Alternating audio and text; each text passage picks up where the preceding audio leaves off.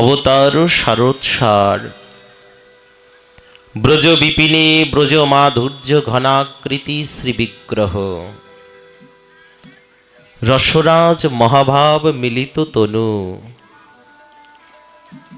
রাধা গোবিন্দের একাকৃত ঘনীভূত শ্রীরূপ এবে নবদ্বীপ লীলায় শ্রী শ্রী শচীনন্দন গৌর হরির শ্রীচরণ কমলার বৃন্দে ভূলুণ্ঠিত দণ্ডবৎ প্রণতি। শ্রীমান নিত্যানন্দ প্রভুর অহৈতুকী করুণায় বৃন্দাবনস্থিত শ্রী শ্রী রাধা গান্ধার্বিকা গিরিধারীর অশেষ কৃপায় বঙ্গ বসুন্ধরার পবিত্র শ্রীমিত্রিকা গৌরমণ্ডলস্থিত পবিত্র শ্রীভূমি চর বড়বাড়িয়া হাইস্কুল মাঠ শ্রী মন্দির শ্রী অঙ্গনে কলিযুগের যুগধর্ম প্রেমধর্ম নামধর্ম শ্রী শ্রী তারক ব্রহ্ম যজ্ঞানুষ্ঠানের পূর্ব দিবসে শ্রীমঙ্গল অধিবাস লগনে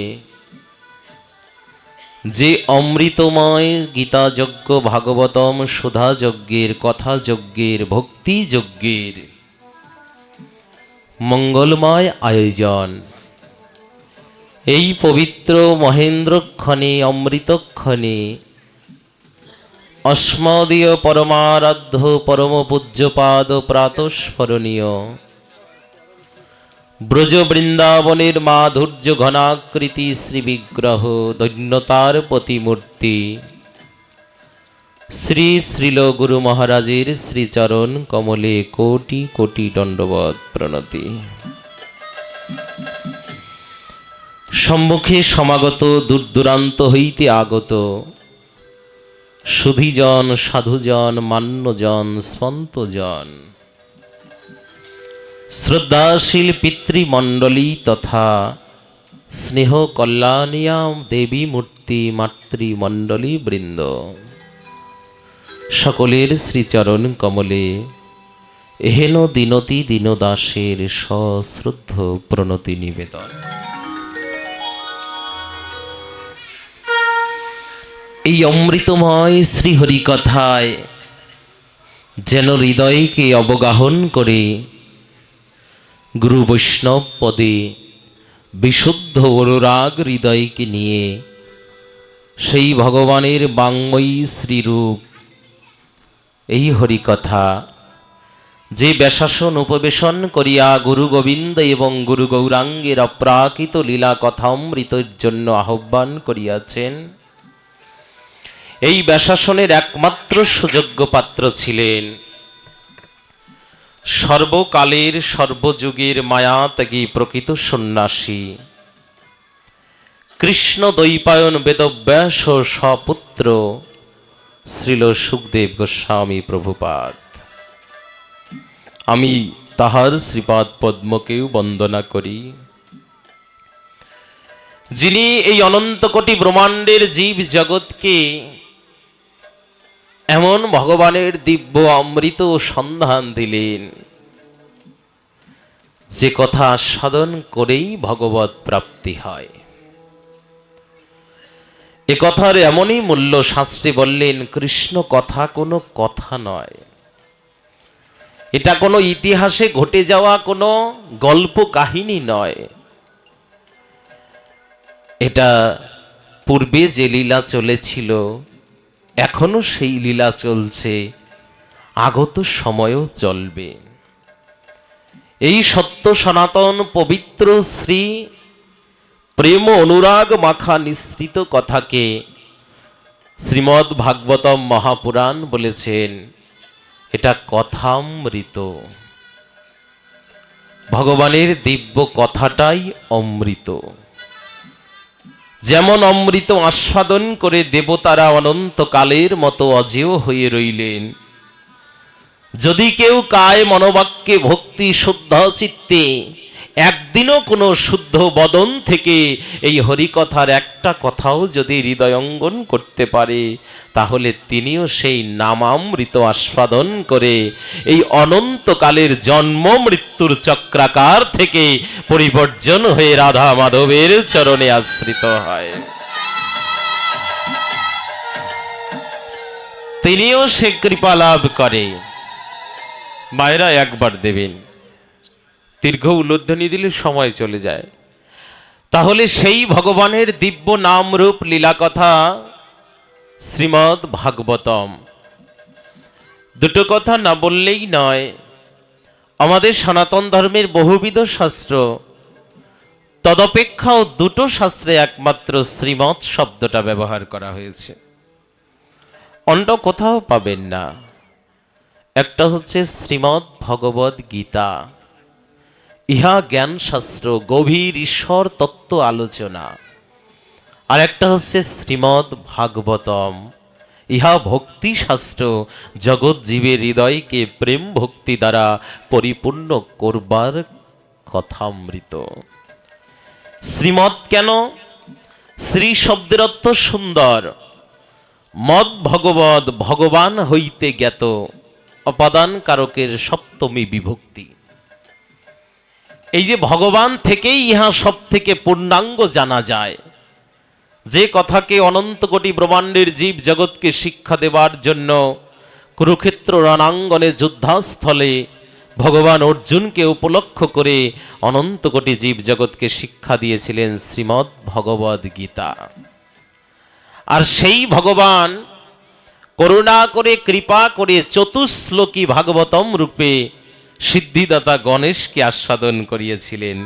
এই ভাগবতম পর্যায়ক্রমে আমাদের 24 অবতারের মধ্যে সপ্তদশ গুণাবতার কৃষ্ণ দ্বৈপায়ন বেদব্যাস, তিনি করুণার কৃপার মূরতি হয়ে তার সপুত্র বিশুদ্ধ সন্ন্যাসী জগৎ জীবকে যিনি উজ্জ্বল শিখা দর্শন করালেন, সেই সুখদেব গোস্বামী পাদ আবার সেই পরীক্ষিত মহারাজের সমীপে 60,000 মুনিবৃন্দের মধ্যে এই হরিকথা আস্বাদন করিয়েছিলেন। এই হরিকথার এমনই মূল্য, যা আস্বাদন করবার জন্য দেবলোক হইতে দেবতারা পর্যন্ত নেমে আসে। একটু হৃদয়ে অঙ্গন করে কথাটিতে ধ্যান দিন। যদি ভগবানের কথা হয় তাহলে কি করে? ভক্তরা শ্রোতা হয়ে বসে শোনে, তাই না? শোনে তো। ভগবানের কথা ভক্তগণ শ্রোতার আসনে বসে আস্বাদন করে। ভগবান শ্রীমদ্ ভাগবতমে একটা বিশেষ তথ্য দিয়েছেন, যদি আমার কথা হয় তাহলে আমার ভক্তরা বসে আমার কথামৃত আস্বাদন করে। আর যদি আমার কোনো ভক্তির মহিমা কথা হয় তাহলে আমি ভগবান ওই গোলক থেকে নেমে এসে আমি শ্রোতার আসনে অলক্ষ্য চিত্রে হলেও বসে আমি সেই ভক্তির মহিমাগুলো কথা আস্বাদন করি। ভাগবতম হলো ভক্ত এবং ভগবান এই দুইয়ের মিলিত লীলা কথা। ভগবান নিজ মুখে নিজের মহিমা প্রচার করতে পারে নাই, এ কারণে শ্রীমদ্ ভগবদ গীতা, এটা ভগবান জ্ঞান তত্ত্ব দিয়ে জগৎকে শিক্ষা দিয়েছেন। আর ভাগবতম হচ্ছে ভগবানের সমগ্র লীলাকে আস্বাদন করানোর জন্য নির্যাসিত পুণ্য পীযূষ রস। এ কারণেই শাস্ত্রকার বর্ণনা করলেন, যিনি এই হরিকথা আস্বাদন করেন, এই হরিকথা যখন কর্ণ দিয়ে হৃদয়ে প্রবেশ করে, বুঝতে হবে কর্ণ দিয়ে কথারূপী সাক্ষাৎ ভগবানই হৃদয়ে প্রবেশ করে। কেন? যেই নাম সেই কৃষ্ণ। যদি যেই নাম সেই কৃষ্ণ হয় তাহলে কথাটাও কৃষ্ণ, কথাটাও কৃষ্ণ। যখন কৃষ্ণ কথাটা আমরা আস্বাদন করছি, আমাদের দুটো কর্ণ দিয়ে হৃদয়ের মধ্যে সাক্ষাৎ ব্রজেন্দ্র নন্দন ভগবানই প্রবেশ করছে। এ কারণেই তো আমাদের ভাগবতম শিক্ষা দিয়েছে, তোমার কথা কি জানো? আসুন আমরা একটু ব্রজ গোপীর মুখেই শুনে নেই ভগবানের কথাটা কি। তব কথামৃতং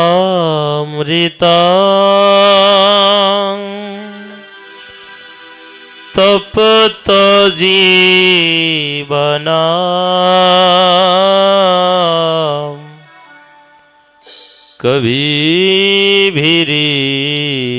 কবিভিরিভিতম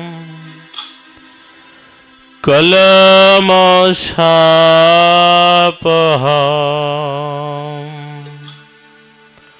তব কথামৃতং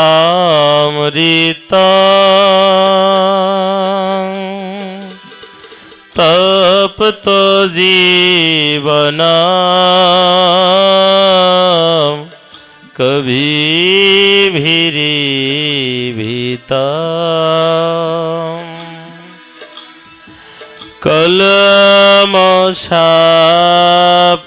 কলমশাপহম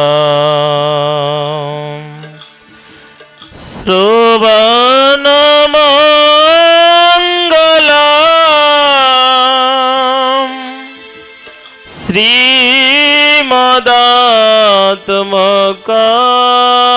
শ্রীমদাত্মকম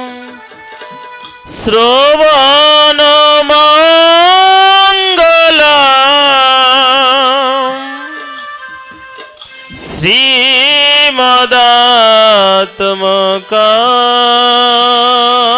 শ্রীমদাত্মকম ভুবি গৃণন্তি তে